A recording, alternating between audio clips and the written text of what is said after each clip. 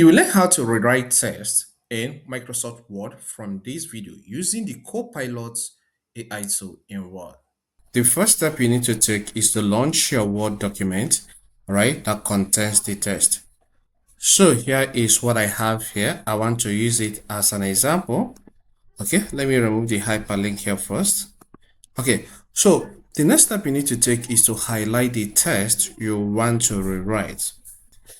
After highlighting it, you will see this pencil-like icon, which is rewrite.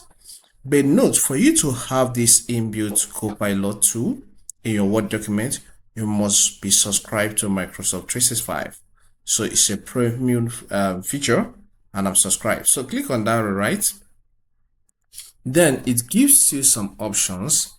You have auto rewrite, you have structure and refine, you have shorter, you have make formal, you have writing suggestions to choose from. So but here, let's just work with auto rewrite. I'll click on it.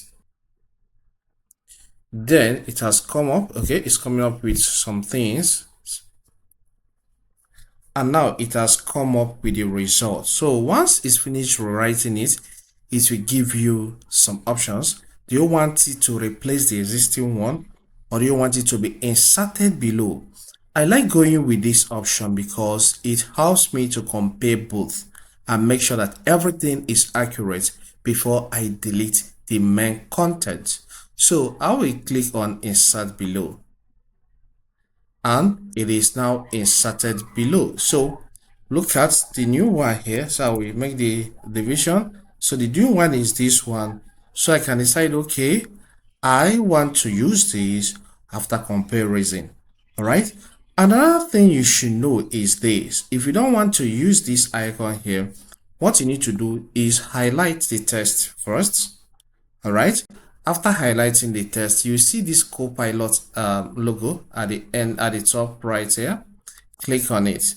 Then tell it rewrite the selected text, and it will do the job as fast as possible.